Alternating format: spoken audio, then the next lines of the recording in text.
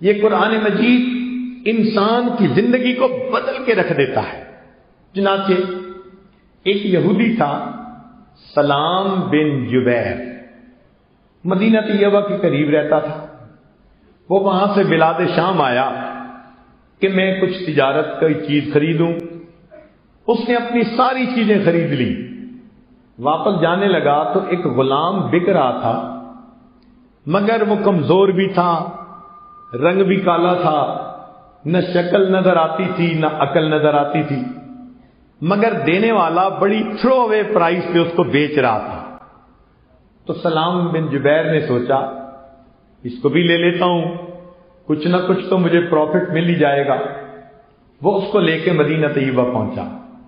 وہاں پر 3 دن میں اس کا جتنا تجارتی سامان تھا سب بک گیا۔ غلام خریدنے والا کوئی نہیں تھا۔ جو دیکھتا تھا کہ یہ کام تو کر نہیں سکتا، بیمار نظر آتا ہے، ہڈیوں کا ڈھانچہ، نہ شکل ہے نہ عقل ہے نہ علم ہے۔ چنانچہ سلام نے اس کو کہا کہ دیکھو تمہاری وجہ سے میں اپنے گھر نہیں جا پا رہا، میرا باقی کام سمٹ گیا، تم یہاں سارا دن کھڑے رہو، شاید تمہارا بھی کوئی گاہک آ جائے۔ تو وہ بچہ جس کا نام سالم تھا وہ اس جگہ پر سارا دن کھڑا رہتا۔ اب مدینہ کی چلچلاتی دھوپ، پسینے میں شرابور، وہ ڈی ہائیڈریٹڈ نوجوان، اٹھتی جوانی، دھوپ میں کھڑا ہے، کوئی اس کو سائے پہ جانے کی اجازت بھی نہیں دیتا تھا۔ دیکھنے والوں کو ترس آتا تھا، مگر خریدنا بھی کوئی نہیں چاہتا تھا۔ اپنے گلے کون ڈالے، پھر اس کی خبر گیری رکھنی پڑے گی۔ ایک جوان العمر لڑکی مدینہ طیبہ میں رہتی تھی جس کا نام سبیتا تھا۔ اس کے دل میں رحم تھا۔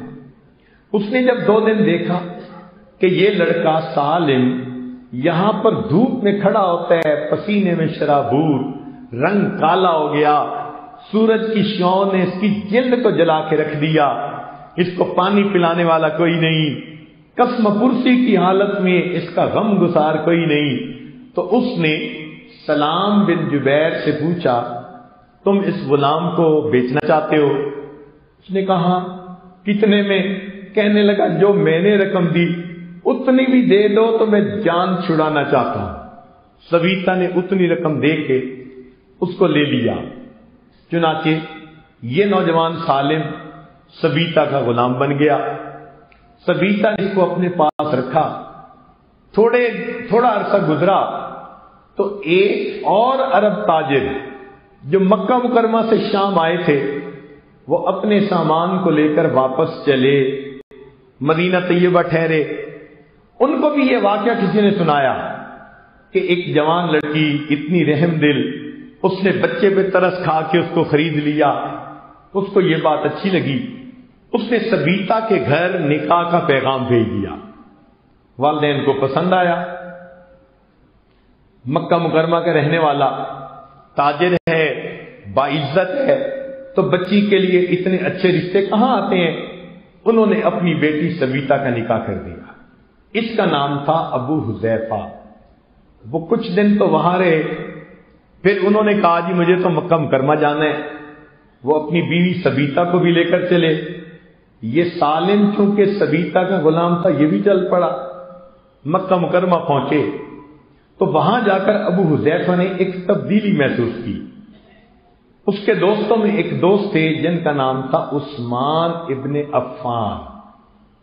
وہ اس سے ملے تو صحیح مگر بڑے سرد مہی کے ساتھ انہوں نے کولڈ کارنر دیا ان کو۔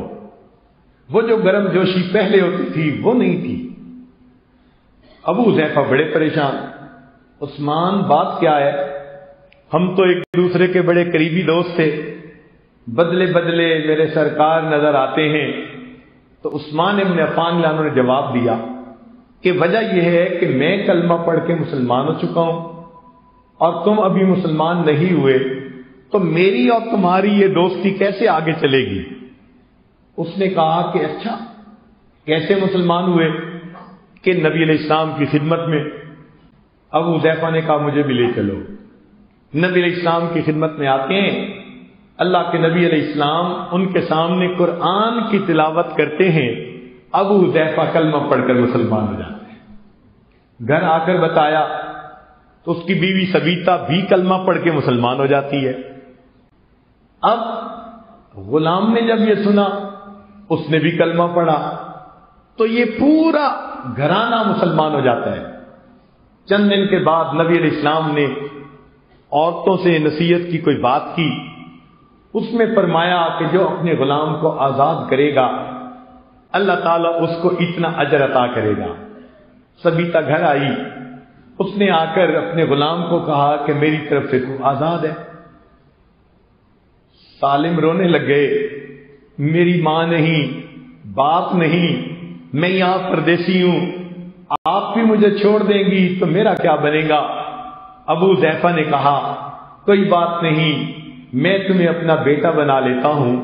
چنانچہ ان کا نام پڑا سالم مولا ابو حذیفہ۔ اب یہ چھوٹا بچہ جس کی دنیا کے اندر کوئی قیمت نہیں تھی، اہمیت نہیں تھی، شکل اچھی نہیں تھی، عقل اچھی نہیں تھی، دنیا اس کو گری پڑی چیز کا درجہ دیتی تھی، یہ نوجوان نبی علیہ السلام کی خدمت میں آنے لگا اور اس نے قرآن سیکھنا شروع کر دیا۔ قرآن یوں عزتیں دیتا ہے کہ اللہ رب العزت نے اس سالم کی زبان پہ قرآن کو ایسا جاری کیا، یہ اتنا خوبصورت قرآن پڑھتے تھے۔ ایک مرتبہ نبی علیہ السلام نے اسے پڑھتے سنا، فرمایا سب تعریفیں ہیں اس ذات کی جس نے میری امت میں ایسے قرآن پڑھنے والے پیدا فرما دیے۔ یہ نبی علیہ السلام کے کومنٹس ہیں اس نوجوان کے بارے میں، سبحان اللہ۔ چنانچہ جب مدینہ طیبہ ہجرت ہوئی تو چند صحابہ پہلے ہجرت کر کے آ گئے تھے، عمر لانو بھی ان میں تھے، اور ان میں یہ سالم مولا ابو حذیفہ بھی تھے۔ جب یہ لوگ قباء میں آئے تو وہاں نماز پڑھتے تھے، نماز کی امامت کے لیے لوگوں نے سالم مولا ابو حذیفہ کو چنا۔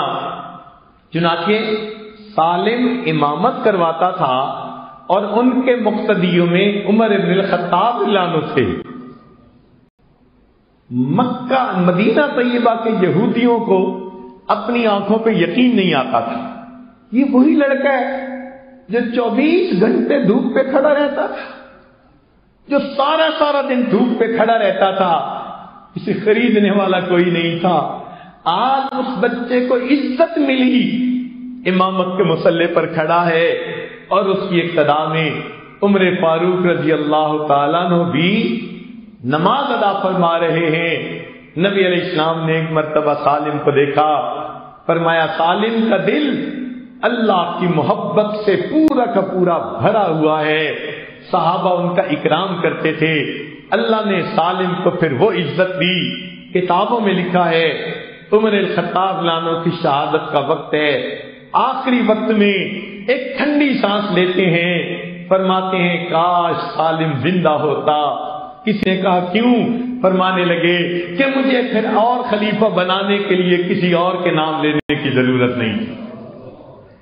اور پھر ساتھ یہ بھی کہا اگر قیامت کے دن عمر بن خطاب سے پوچھا جاتا تم نے سالم کو خلیفہ کیوں بنایا تو میں اللہ رب العزت کے سامنے جواب دیتا اللہ میں نے آپ کے سچے پیغمبر اسلام کی سچی زبان سے یہ سنا، انہوں نے فرمایا سالم کا دل پورا کا پورا اللہ کی محبت سے بھر چکا۔ وہ بچہ جسے کوئی خریدنے والا نہیں تھا، اللہ رب العزت دیکھیے اس کو کیا بلندیاں عطا فرماتے ہیں۔ قرآن مجید دنیا میں آیا ہی اسی لیے ہے یہ گرے پڑوں کو اٹھا دے، کار مذلت میں پڑے ہوئوں کو اوج ثریا پہ پہنچا دے۔